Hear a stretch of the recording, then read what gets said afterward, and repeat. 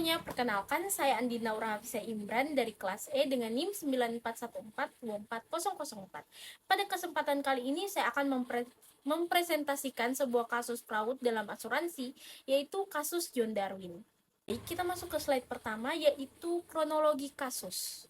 Kasus ini bermula pada tahun 2002 ketika si John Darwin ini dilaporkan hilang saat berlayar menggunakan kano di laut.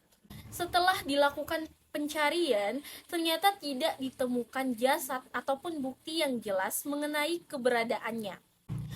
Karena tidak adanya bukti tersebut, si John Darwin ini kemudian dinyatakan meninggal secara hukum.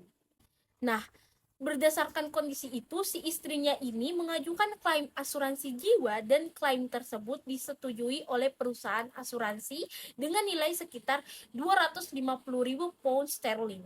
Namun beberapa tahun kemudian, tepatnya pada tahun 2007, terungkap bahwa si John Darwin ini sebenarnya masih hidup dan sempat berada di luar negeri. Dari sini bisa diketahui bahwa kejadian ini bukan kecelakaan biasa, melainkan sebuah tindakan yang direncanakan. Selanjutnya kita masuk ke slide analisis penyebab dan bagaimana investigasi kepolisian. Jika dilihat dari kasus ini, ada beberapa faktor yang menyebabkan fraud bisa terjadi. Nah, pertama, perusahaan asuransi menerima klaim tanpa bukti kematian yang benar-benar kuat. Kedua, ada pelaku memanfaatkan celah tersebut untuk memperoleh keuntungan finansial. Dan yang ketiga, kurangnya proses verifikasi dan investigasi pada saat klaim dilakukan. Nah, kecurigaan mulai muncul dari pihak kepolisian itu karena tidak adanya bukti yang jelas bahwa si John Darwin ini benar-benar meninggal. Sehingga dilakukan penyelidikan lebih lanjut sampai akhirnya ditemukan bukti bahwa si John Darwin ini masih hidup. Selanjutnya di slide ini kita akan membahas tentang titik pelanggaran apa di risiko asuransi.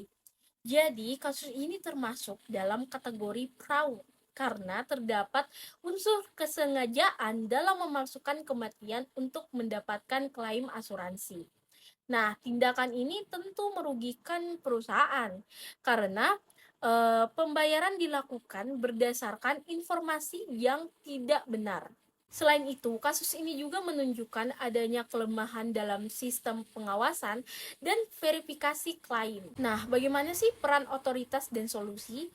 Nah, jadi jika saya berada sebagai pihak otoritas, ada beberapa langkah yang dapat dilakukan untuk mencegah kasus serupa. Pertama, memperketat verifikasi kematian, terutama jika tidak terdapat bukti fisik. Nah, yang kedua, melakukan investigasi lebih mendalam untuk klaim dengan nilai besar atau yang mencurigakan. Seperti yang tadi saya bilang, sekitar 250.000 pound sterling, harusnya mereka itu melakukan investigasi lebih lanjut. Dan yang ketiga, mengintegrasikan data antar lembaga seperti data kependudukan dan imigrasi untuk memastikan status seseorang itu secara lebih akurat. Jadi teman-teman, dalam kasus John Darwin ini merupakan contoh fraud yang direncanakan dengan memanfaatkan celah dalam sistem. Baik teman-teman, kesimpulan yang dapat kita ambil dari video kali ini yaitu kasus John Darwin merupakan contoh fraud yang direncanakan dengan memanfaatkan celah dalam sistem.